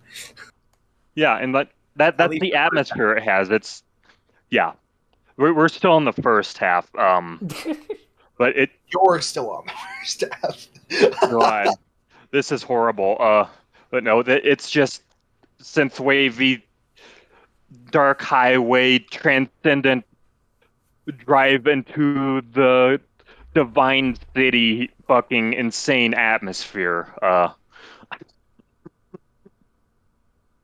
Yeah, and then it's so good, and then I'm just gonna go ahead and keep things moving on into the second half. This is where it might get a little bit interesting here. Yeah. I think this is where our opinion starts to diverge on it. Yep. Yeah. I don't know what Amity thinks, but I think I know what I think, and I think I know what you think. So. Yeah, feel free to chime in with your opinions on this, but like, in the second half of the song, it really breaks down and becomes something that's more minimal and chilled out. Okay, here's my opinion. Okay. I like the second half more than I used to, and I appreciate it in the context of how the track disintegrates. But hey, at least that's better than usual.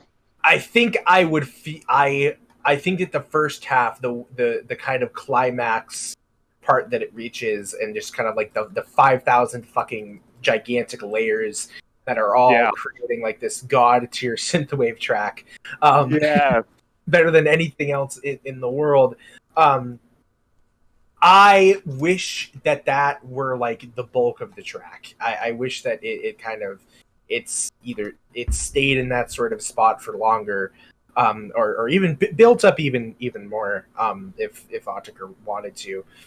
I feel like if the song were like 20 minutes and they dedicated like the first half of the song to that and then the second half to, I wouldn't have as much of a problem, as I do with it. Okay. Or if it was like 17, however long the first half is, extend that to Yeah. 10 minutes.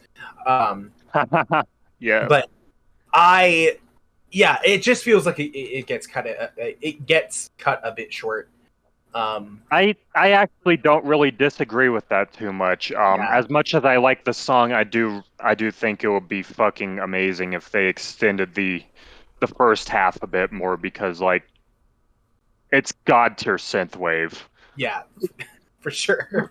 Uh, And like I do enjoy the textures in the second half of that fucking Yeah, like weird ass like translucent flute sound. That's like yeah. I don't know how to describe it. Like a lot of the synth textures in this later half are like, they're kind of flute-like, but they're also like weirdly knobbly and like, dun, dun, dun, you know. That they're really awkward, but they work for some inexplicable reason. They continue some of the parts of the atmosphere from the first half that I really like. They shouldn't work really, but they do kinda. Yeah, and then there is a little groove that it has to it that it feels really cheeky and naughty to me. It's like winking at you. It's like a little bit mischievous, you know. Yeah, I think Autechre are like it's one of the moments where I'm like, okay, Autechre are very clearly being silly with us right now. I was good. Yeah, it is a little bit silly. British humor within the track. No, I feel that. Yeah. It feels very like tongue in cheek, and like Autechre are very aware of what they're doing. It's also really dark at the same time, which is really fucked up. Yeah.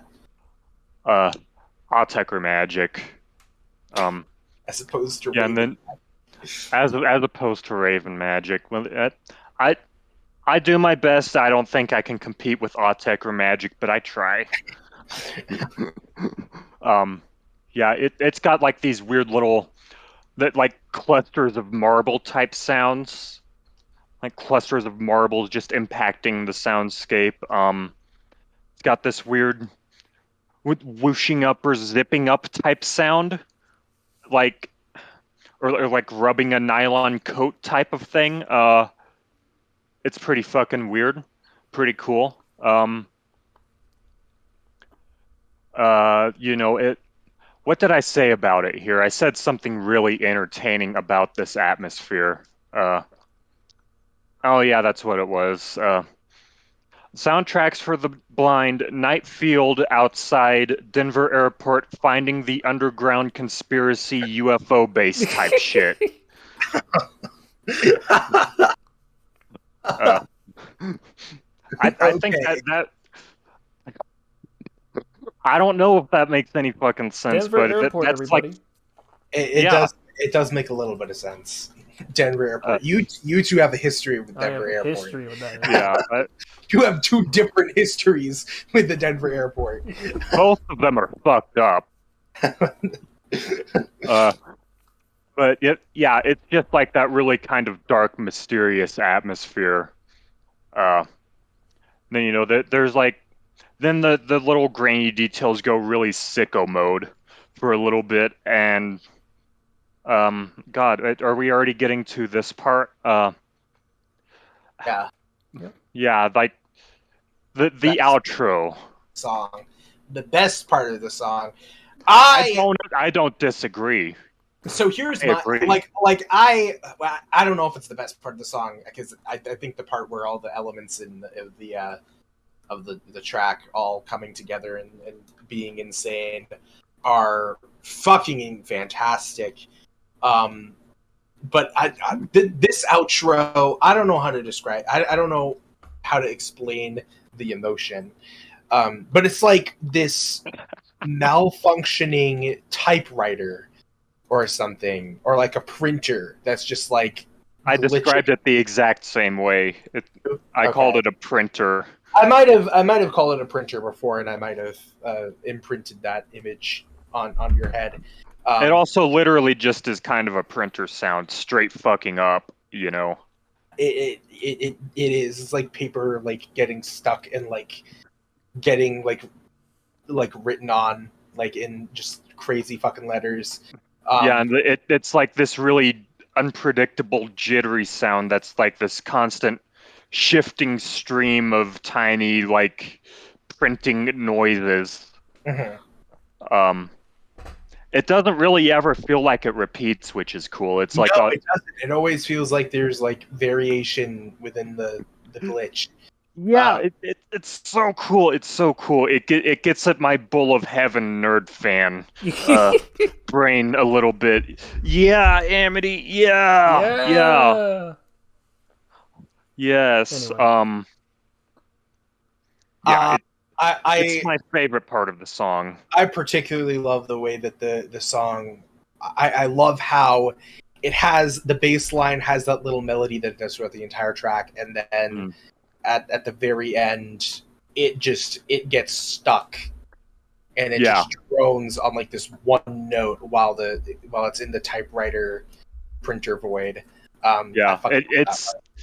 It really is like the album just completely ends in the void. It's just like complete, absolute nullification, nothingness, spiritual beyondness, enlightenment. Shit. We're not at the spiritual Autechre album yet. Not yet. I can call whatever I fucking want to spiritual. You can't stop me. I know, I'm joking. Yeah, No, it genuinely feels like that to me, though. It's like fucking getting completely wiped out and like expanded into the infinite void.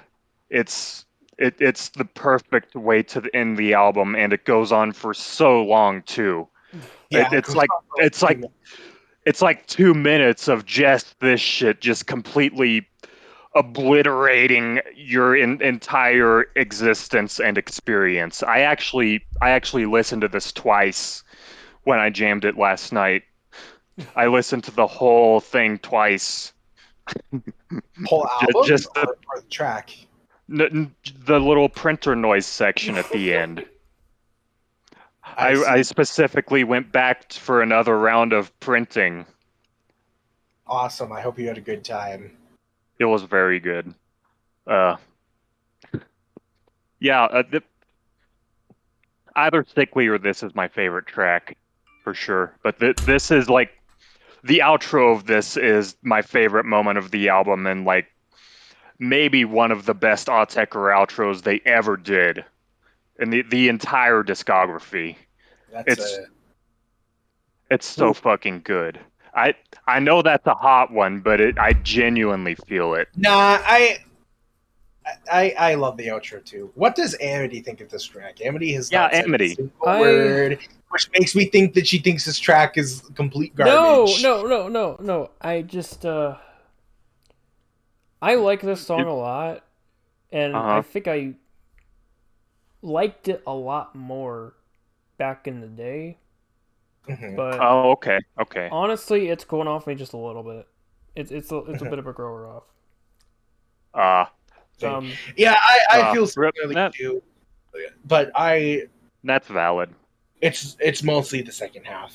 I think it's the first half is fucking. I have kind of the weird inverse. I actually really like the second half more than the first. What? Yeah. Oh, really? What the frick? Why?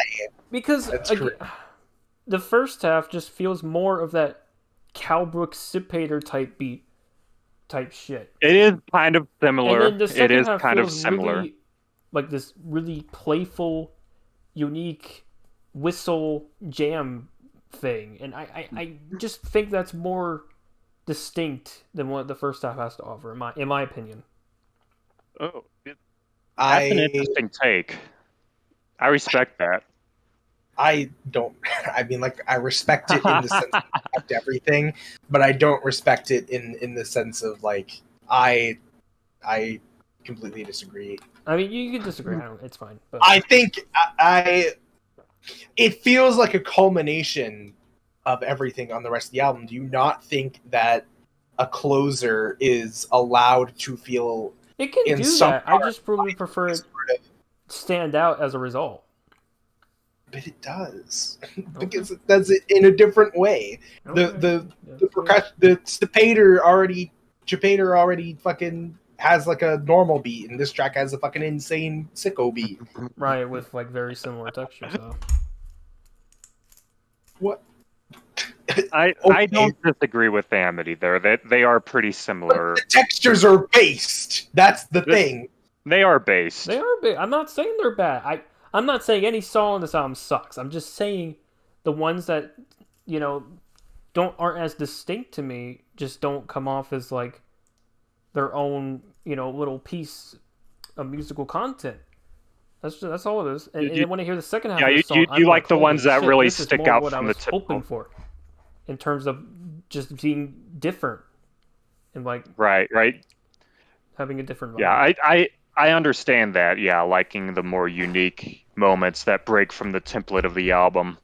And, you know, there's going to be future records of theirs that are going to be so wild and all over the place. So we'll get there. Oh yeah, absolutely. There are some really varied Autechre records as we go on. You will definitely see.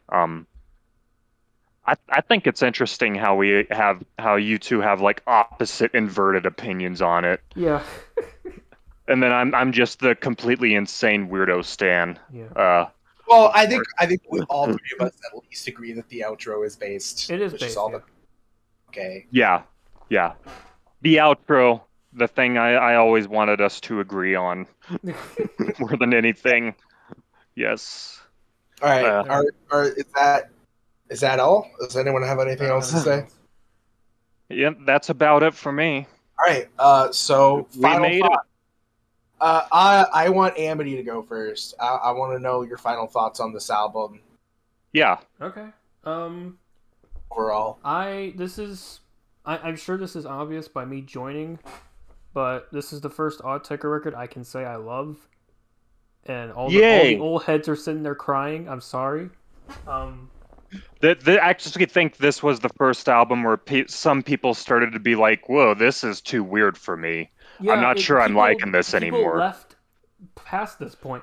I joined at this point. To be fair, I think this album is weirder than the following album. I think this album is significantly weirder than the following That's album. fair. I think it is too. I actually think that, I can't decide. in my head canon of the Autechre verse, I feel like this album and LP5 are switched. But I also think the next album is still in that weirdness zone while still being more approachable as well. It's weird to describe the relationship between the two. Like, this one has some slightly more accessible and not like as ridiculous rhythms like LP. Well, we'll get to that later. We'll get to that. It's difficult to describe. They're weird in different ways. This one is like much of an uncanny, almost textural kind of thing. It's almost very studly fucked up and strange, but it's certainly very alien and unusual, uncanny compared to what's come before. Yeah. You for using the A word. But this is absolutely. Oh, the A word. Oh no. But this is more of the. For me, this is the winter core album of theirs. Absolutely, it's very, very wintry. You could pick. There's many you could pick, I guess, periodically, but I think this is the one I would pick as winter core. And it's just it's really stands out in comparison, for me at least, compared to like, I don't know, a tri-rep or something where I get what they're going for, but I don't really connect with it as much because I just don't really care for some of the compositions and whatnot. But But this Yeah, this to me there's is still so, like normie electronic music hints yeah. on the earlier albums. But this to me is such a huge step forward in terms of breaking out of this mold of like artificial intelligence. We're gonna be 1993. Yeah, synth machines. This is more of like this is more of a robust, just sort of winter Arctic crushing adventure, and it's such a. It could be a nostalgic trip too, but I think it's so much more of a full climatic experience for me, compared to the early albums, and it'll continue being that way for most part. For the most part, it'll keep being that way. Yeah. Yeah. What are your favorite tracks, least favorite tracks, and what would you rate it if you're doing? Favorites, Tewe, Cichli, obviously Pule and Nuane, I guess, but I mean, I would probably give it to Recury instead. Least favorite, Calbruc. Sorry. What would you rate the album? I would give it a 4 out of 5. 4 out of 5. Yep. Okay.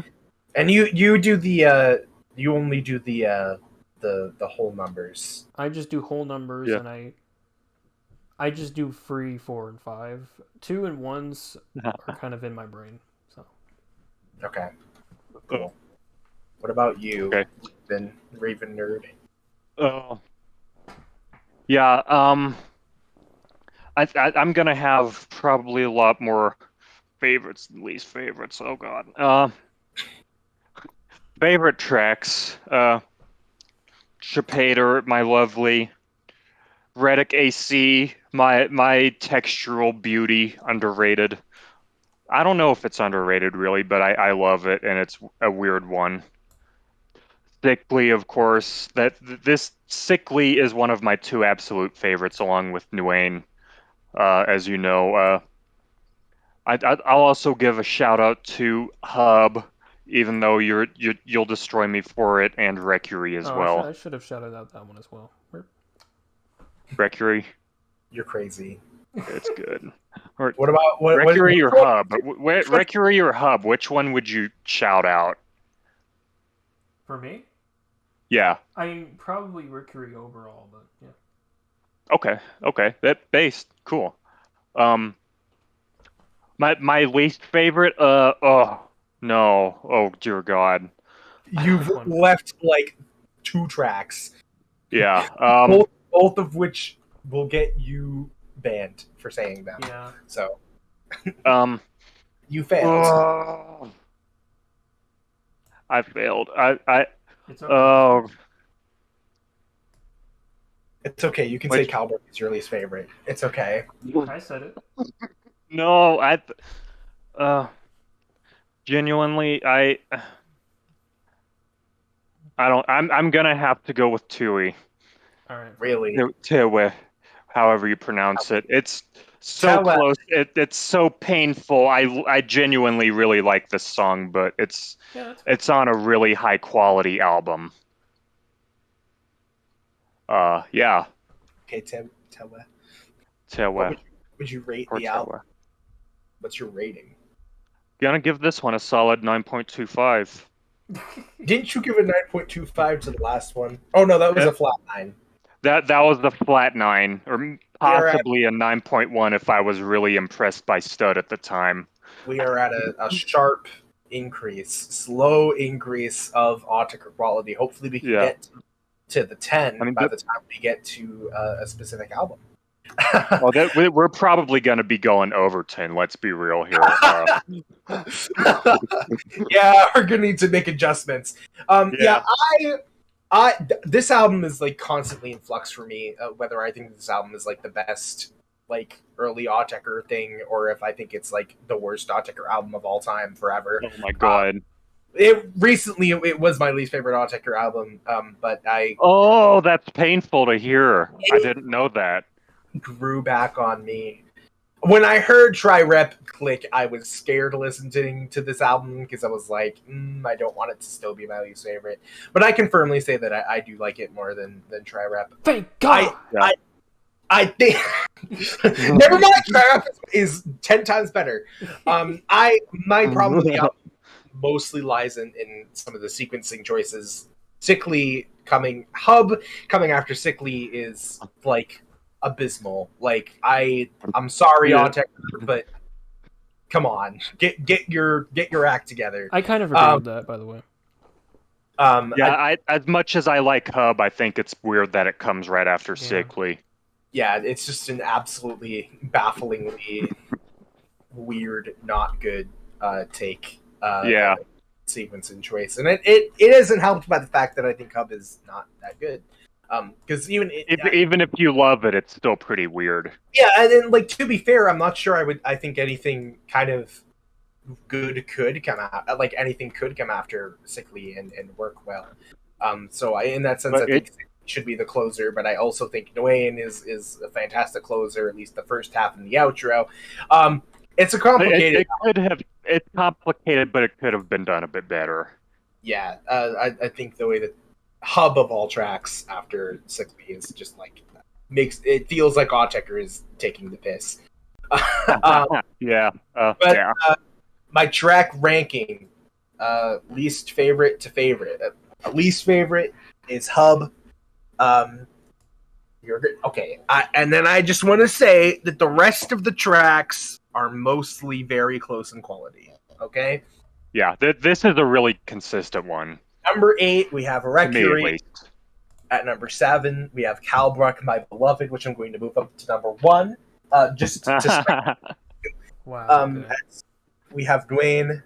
5, I have Tewe. 4, I have Rettic AC. 3, I have Cipater. 2, I have Pule, and at number 1, of course, I have Cichli. And I think I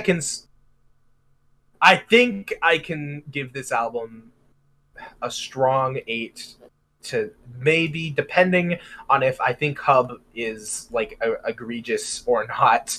Depends on my mood. A light 9. So I'm gonna lean towards the strong 8. Okay. All right. Yep. All right. Sounds good. I'm not sure how that fits in with their previous ratings, but I think it's valid. I think I try rep a decent 8 to strong 9, strong 8, or maybe it was a strong 8 to light 9. So, and I think they're about equal in different ways. I think Try Rep is far more consistent, but I think Chiastic has the higher highs. Interesting. So, yeah. Chiastic beats out Try Rep for me a little bit, but they are closer than they used to be. Chiastic shits on Try Rep. That's my. You are a freaking get out of here. We're going back to you not being in. No. No.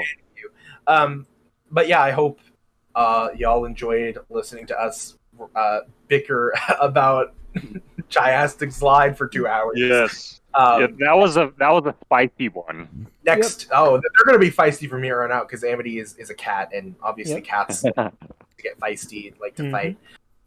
So next week we're going to be talking about LP5, or maybe the week after. It depends on how things go. We'll see. We'll see. But I hope that you enjoyed, and we will see you next time. CCCcast. Bye-bye. Bye. Bye.